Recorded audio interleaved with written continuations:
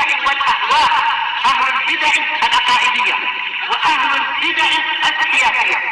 نقول بيننا وبينكم السلف، بيننا وبينكم الكتب، كان فيقول البدع بيننا وبينكم. الحمد لله رب العالمين، والصلاة والسلام على رسوله الأمين وعلى آله وأصحابه ومن تبعهم بإحسان إلى يوم الدين. أما بعد، عندك يا Mukasha, apakah keadaan orang-orang kafir di dunia ini mereka hidup dengan kehidupan yang baik? Tidak. Mereka kaya kebanyakan kaya, kebanyakan bisa bernikmat-nikmat. Bagaimana? Kok antum mengatakan mereka hidup dalam keadaan tidak baik?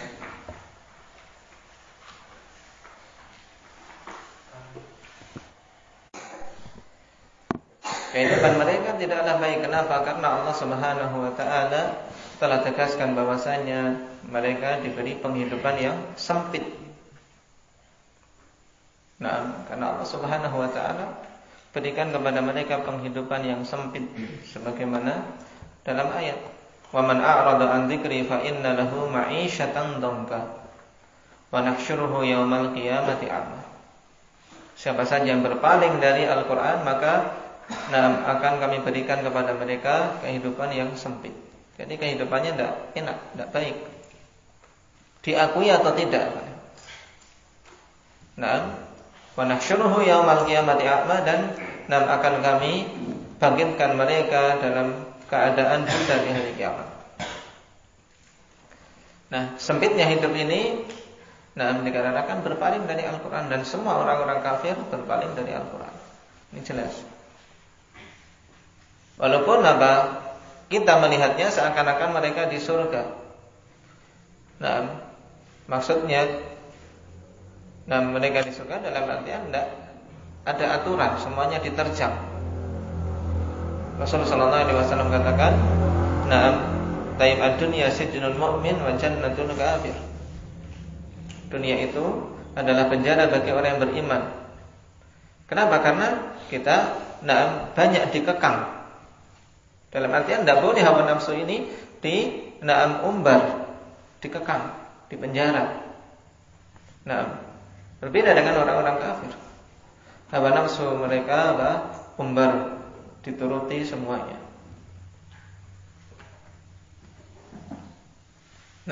Pembahasan terakhir kemarin apa?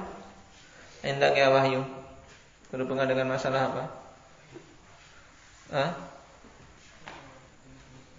Pembagian tauhid menjadi 3.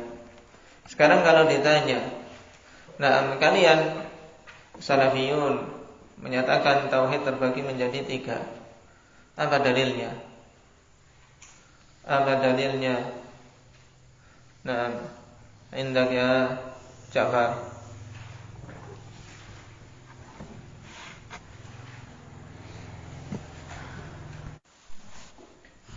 Ahsanta.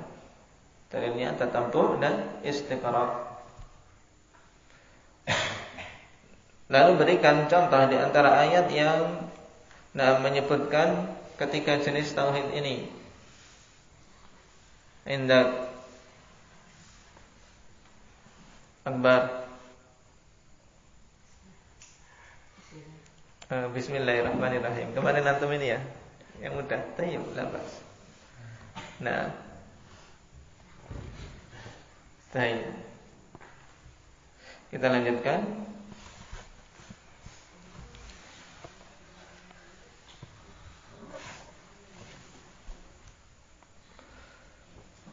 Qala al-mu'allif hafizahullahu ta'ala,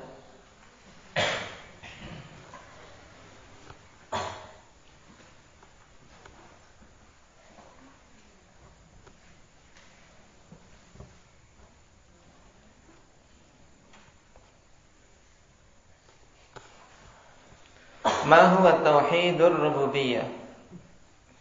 Apa itu tauhidur rububiyah? Setelah kita mengetahui 3 jenis tauhid ini, sekarang kita butuh tahu masing-masing tauhid tersebut pengertiannya apa. Diawali dengan tauhidur rububiyah. Apa itu? Wal jawab huwa ifradullahi fi af'alihi minal khalqi wal mulki wal rizqi wat tadbir. Nah, yang dimaksud dengan tauhidur rububiyah yaitu ifradullah fi af'alihi, mengisahkan Allah Subhanahu wa taala pada perbuatan-perbuatannya.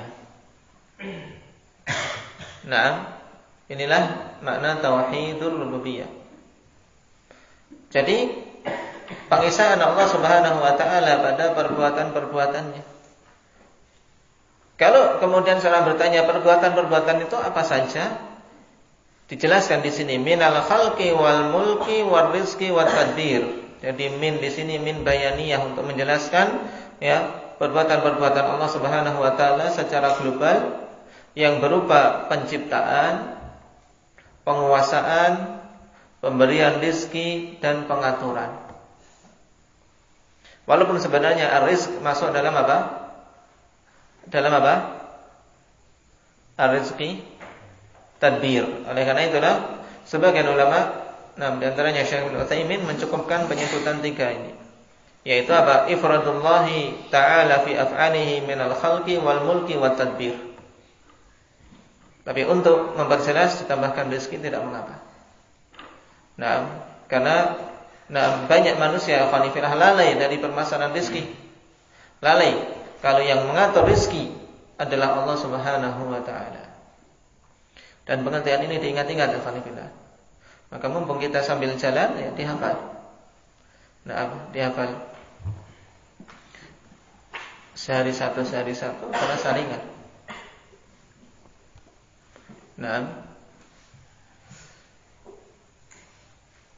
Apa dalilnya? Wa dalilu qauluhu ta'ala alhamdulillahilladzi khalaqas samawati wal arda wa ja'ala adh-dhulumati wan nur thumma alladhina kafaru bi rabbihim ya'dilun.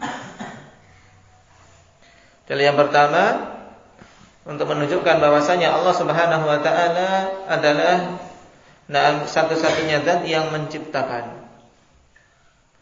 Alhamdulillahilladzi khalaqas samawati wal ardh. Segala puji bagi Allah Subhanahu wa taala yang telah menciptakan langit-langit dan bumi, wa ja'ala adh-dhulumati wan nur, dan menjadikan kegelapan serta cahaya. Ini syahidnya. Kemudian orang-orang kafir mereka berpaling dari Allah Subhanahu wa taala, kufur. Dalil yang kedua, wa qauluhu ta'ala Allahul ladzi khalaqakum tsumma razaqakum tsumma yumitukum tsumma yuhyikum.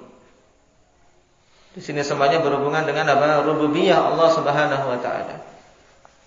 Dialah Allah yang telah menciptakan kalian, kemudian memberikan rezeki kepada kalian, kemudian mematikan kalian, kemudian menghidupkan kalian lagi.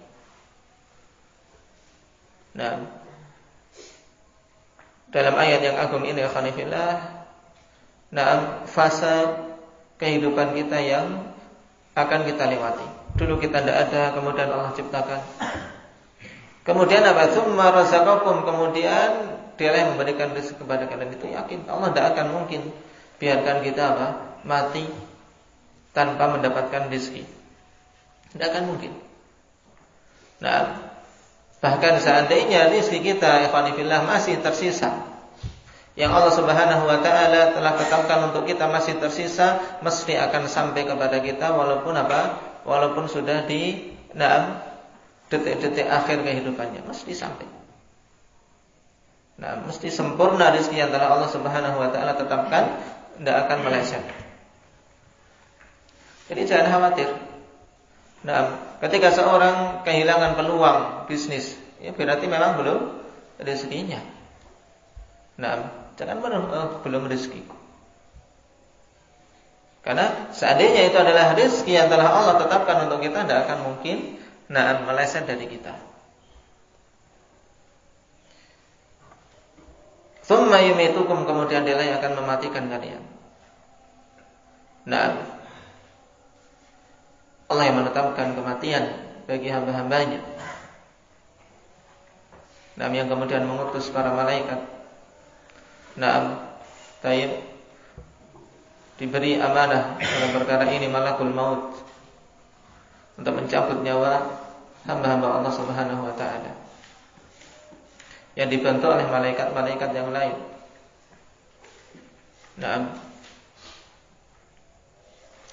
Tsumma yahyikum, kemudian Allah Subhanahu wa taala akan menghidupkan kalian.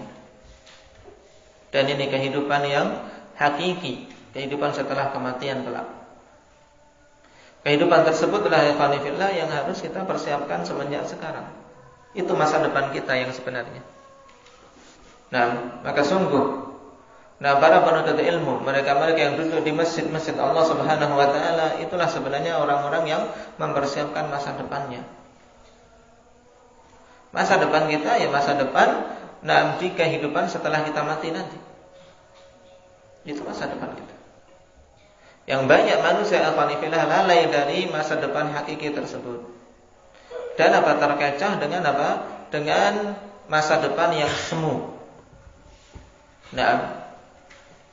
Banyak manusia beranggap masa depan adalah ketika seseorang telah dewasa, kemudian berkeluarga, punya pekerjaan, punya ini, punya itu, rumah mewah, punya kendaraan yang bagus dan seterusnya. Dianggap itu masa depan. Padahal itu sesuatu yang semu. Karena setelah itu Allah katakan yumitukum, Allah akan mematikan kalian. Tsumma yuhyikum, kemudian Allah akan hidupkan, itulah masa depan kita. Hal min syurakaikum may yaf'alu min dzalikum min syai' subhanahu wa ta'ala amma yusyrikun. Apakah ada dari sekutu-sekutu kalian yang mampu melakukan perkara tersebut?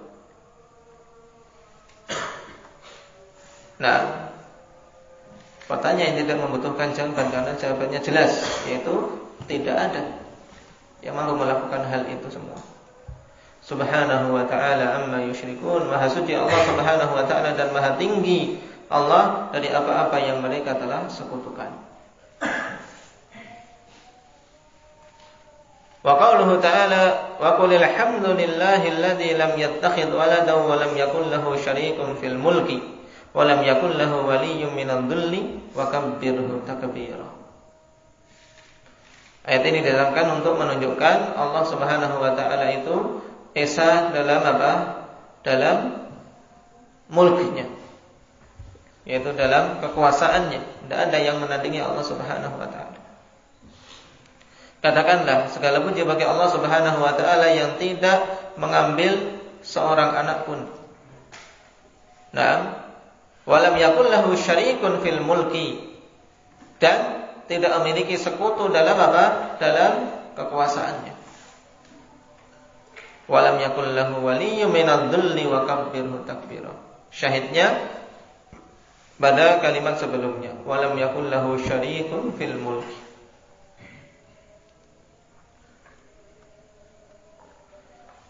Ayat yang terakhir yang disebutkan di sini, wa qauluhu ta'ala Allahul ladzi rafa'a samawati bighairi 'amadin tarawnaha thumma istawa 'alal 'arsy wa sakhkhara asy-syamsa wal qamara kullun yajri li ajalin musamma yudabbirul amra yufassilul ayati la'allakum bi liqa'i rabbikum tuqinun.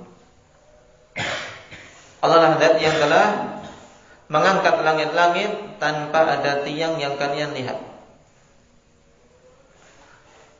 Kemudian Allah Subhanahu wa ta'ala istiwa di atas arsy-Nya dan menundukkan matahari serta bulan. Allah Subhanahu wa ta'ala atur masing-masing beredar untuk waktu yang telah ditentukan. Kemudian setelah itu terjadi kiamat. Yudabbirul amra yufassilul ayati la'allakum bi liqa'i rabbikum tuqinun. Allah mengatur perkara-perkaranya.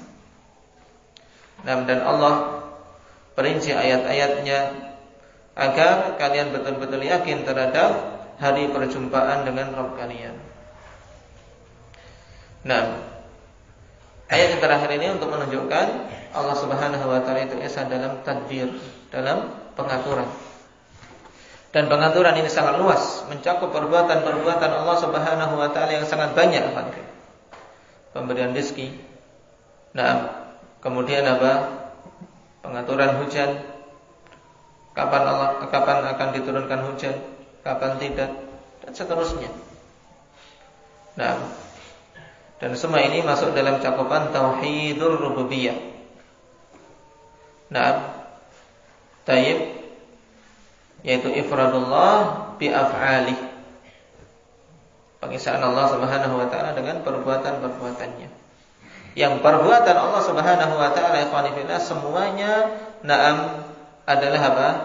Adalah dibangun di atas kebijaksanaan. Itu yang wajib kita yakini. Kemudian kita dibimbing untuk apa? Tidak bertanya-tanya kenapa pada perbuatan-perbuatan Allah Subhanahu wa taala. Allah katakan la yus'alu amma yaf'alu wa hum yus'alun. Allah Subhanahu wa taala itu tidak ditanya kenapa dia melakukan suatu perbuatan. Dan kitalah yang akan ditanya. Sehingga jauh ya khanifillah. Bertanya kenapa Allah Subhanahu wa taala mengujiku demikian-demikian. Kenapa Allah Subhanahu wa taala timpakan musibah kepadaku? Allah tidak ditanya. Kita wajib beriman bahwasanya itu semua mesti ada hikmahnya. Kita yakin. Dan pertanyaan yang dilarang tadi adalah kenapa dalam konteks apa? Ketidakridhaan terhadap apa yang Allah Subhanahu wa taala tetapkan. Kita yakin sebagai seorang yang beriman harusnya bahwasanya semua yang Allah Subhanahu wa taala atur itu dibangun di atas kebijaksanaan dan diatur di atas ilmu. Diatur di atas ilmu. Allah Maha tahu mana yang paling baik untuk hamba-hambanya. Inilah hakikat husnudzon billah.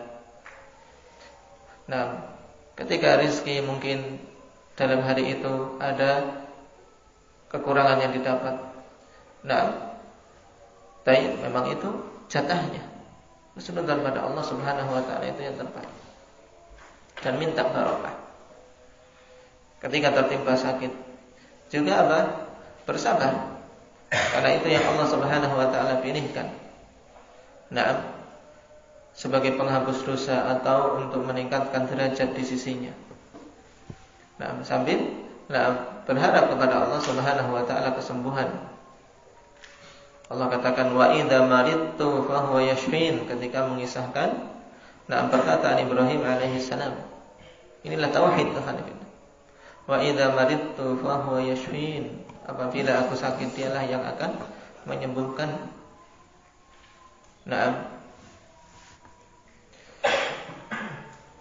Dan mengenai tauhidur rububiyah, orang-orang kafir mereka tidak mengingkarinya. Tentang tauhidur rububiyah orang-orang kafir meyakini. Oleh karena itulah ketika ditanya tentang siapa yang menciptakan, maka mereka mesti akan menjawab Allah. Wala in sa'altahum man khalaqas samawati wal ard la yaqulunna Allah. Apabila engkau bertanya kepada mereka siapa yang menciptakan langit dan bumi, maka tentu mereka akan mengatakan Allah. Jadi orang-orang kafir mereka afanillah pada asalnya meyakini tauhidur rububiyah. Oleh karena itulah dakwah para rasul tujuannya bukan apa? Bukan untuk mewujudkan tauhid ini. Kenapa? Karena sudah ada. Tapi untuk mewujudkan konsekuensi dari apa tauhidur rububiyah, yaitu tauhidul uluhiyah yang nanti akan kita pelajari pada pembahasan berikutnya. Maka diingat-ingat. Jangan sampai keliru dalam masalah ini, karena sebagian kelompok-kelompok dakwah fanifillah mereka telah keliru dalam dakwahnya, di mana mereka menjadikan tauhidur rububiyah sebagai tujuan dakwah. Ini keliru. Kenapa? Karena fitrah manusia akan mengakui bahwasanya Allah penciptanya, mengakui Allah yang memberikan rezeki, mengakui Allah yang menguasai jagat raya ini. Ini fitrahnya. Sehingga mendakwahkan pada perkara ini adalah dakwah tahsilul hasil. Yaitu apa? Untuk mewujudkan sesuatu yang sebenarnya sudah ada. Nah, jadi jangan dijadikan sebagai tujuan dakwah, tapi disinggung tauhid rububiyah untuk kita apa? Untuk kita menuntut konsekuensinya. Diingatkan tentang tauhid rububiyah untuk apa? Untuk mewujudkan bahwasanya kalau kalian semuanya mengakui Allah Subhanahu wa taala itu satu-satunya zat yang menciptakan, memberikan rezeki, maka harusnya kalian beribadah hanya kepadanya. Dan itulah tauhidul uluhiyah. Nah, ini diingat-ingat. Barakallahu fiikum. Nasallallahu taufiq wassalam.